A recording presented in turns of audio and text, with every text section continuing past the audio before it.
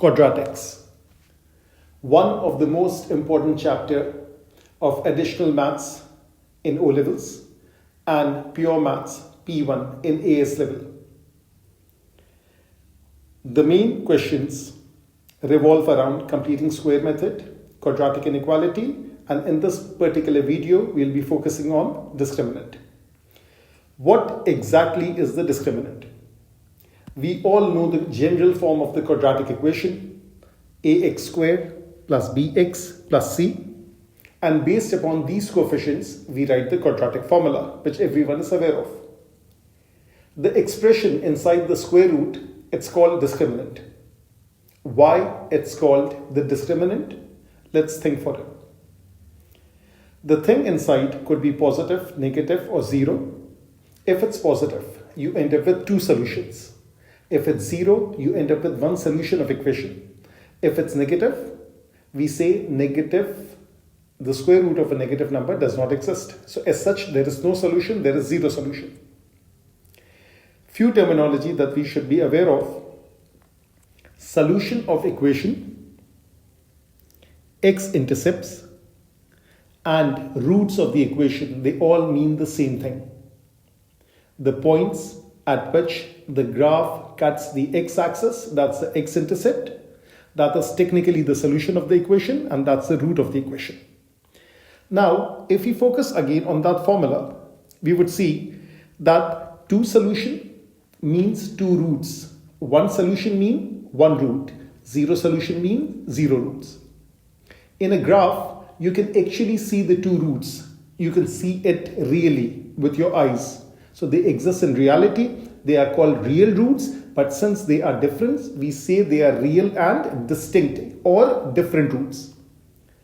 A quadratic equation is supposed to have two roots, but what happens if we only see one root? What happens if we see that the graph simply touches the x-axis? So we justify it by saying the roots are equal. Yes, they are real because we can see it. So we say that the roots are real and equal. Some people, they also call it repeated roots. If the graph lies above the x-axis or below the x-axis, it's not cutting the x-axis, it's not touching the x-axis, we say that we cannot see the roots in reality. That means the roots are imaginary. They are too complex for us to understand. So that summary is over here. These are the 6 different graphs that could be formed. And let's look at this table. If the discriminant is positive, we say real and distinct roots. That means in a particular question, when the examiner is asking about real and distinct roots, that means a bell should ring in your mind that it means discriminant is positive. Real and equal roots, discriminant is 0. Imaginary roots, that means the discriminant is negative. Now the word real appears twice. Once when the discriminant is positive, greater than 0, or the discriminant is equal to 0. That means if the examiner simply says real roots, that means the discriminant could be greater than or equal to 0. Now currently we were focusing on how the graph is intersecting with the x-axis. This situation can be enlarged in the concept of graph intersecting with any line. So now, if the situation is like this, that the line cuts the graph at 2 points, that is just like real and distinct roots. Line touching the graph at 1 point, line is tangent to the curve, that means it's like b squared minus 4ac is equal to 0. Line does not meet the curve. That is just like imaginary roots. Discriminant is less than 0. In a particular question, if the examiner says line meets the curve, does not specify at 1 point or 2 points, that is something like real roots. Discriminant could be positive, discriminant could be equal to 0. Now let's look at few past paper questions. The first question, find the values of the constant m for which the line is tangent to the curve. First and foremost, make a quadratic equation in terms of x. That means get rid of the variable y. So you write the equation for the line, for the curve, equate one to the other, you get a quadratic equation. Make sure to simplify it. Make sure to keep track of the positive negative sign. And after you have simplified it, the coefficient of x square is 2, coefficient of x term is this, and the coefficient of the constant term is that. Tangent b square minus 4ac is equal to 0. You apply the concept. You get a quadratic equation when solving for m, because it was asking for values of m. You can do middle term factorization. You can do quadratic formula. And you end up with two answers. The answers are m is equals to 4 and m is equals to minus 12. Now let me take the same example and let me change the wording a bit. The same example, and what if the question says the line cuts the curve at two distinct points? That means my condition would become b square minus 4ac is greater than 0. And this time I would be solving a quadratic inequality. Remember, in the last video of quadratic inequality, we talked about that solving a quadratic inequality, drawing a sketch based upon factorized form is a must. So you draw a simple sketch, you shade the respective regions, and you write the answer. You write the answer based upon that sketch. So therefore the answer is such and such. If the question was such that line meets the curve, something like real roots, b square minus 4ac is greater than or equal to 0, and this would have been the answer. The third scenario, actually the fourth one, line does not meet the curve. Think b square minus 4ac is less than 0. The same quadratic inequality, only the inequality is changed. The expression is the same, the inequality sign is changed, you shade the respective region, and then you write the answer based upon the sketch. Next example. Find the set of values.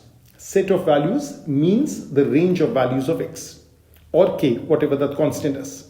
Find the set of values of k for which the line meets the curve at two distinct points. Keep on looking at the working.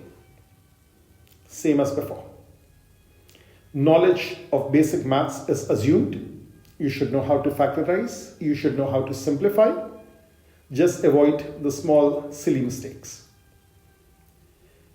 Now in this question, meets the curve, b square minus 4ac would be greater than 0 because it's meeting at two distinct points.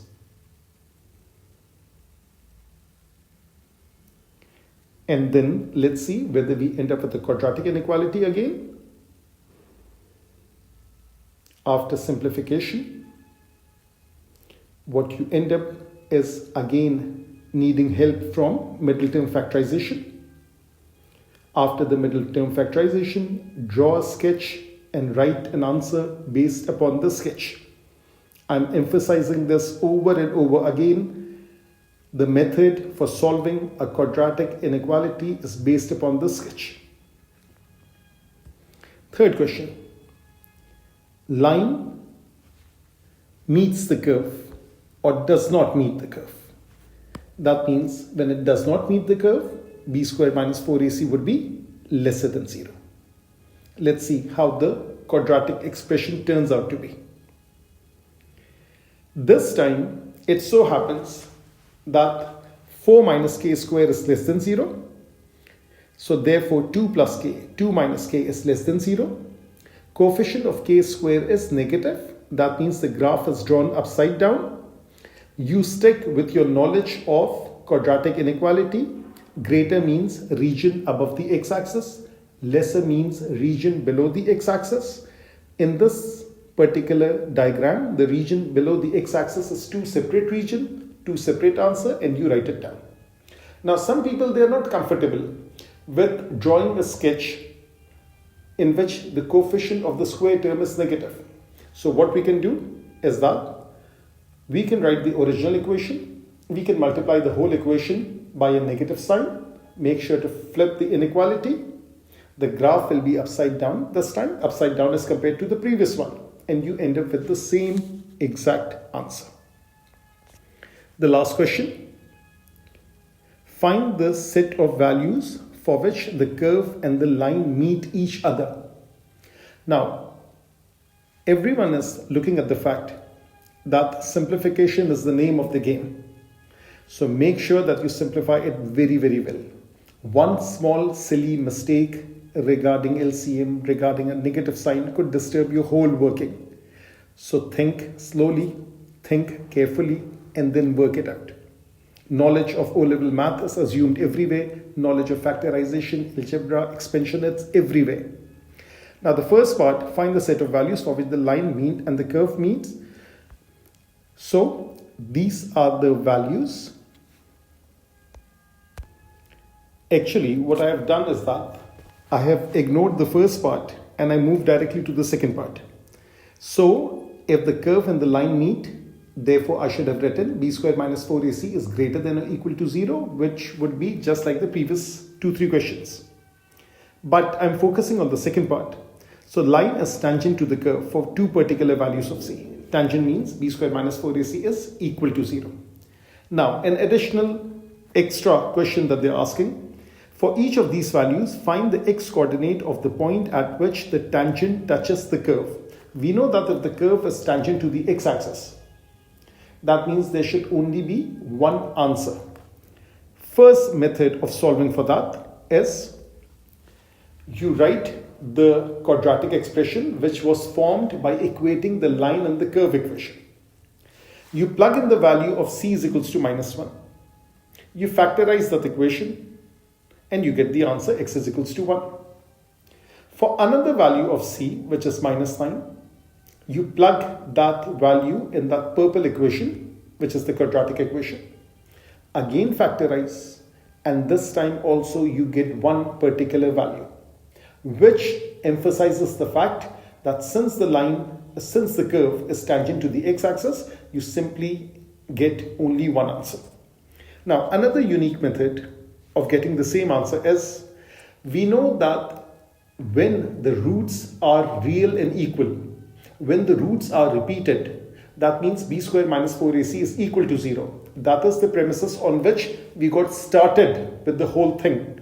So if b squared minus 4ac is equal to 0, what does the quadratic formula boil down to? The quadratic formula simply boils down to minus b over 2a.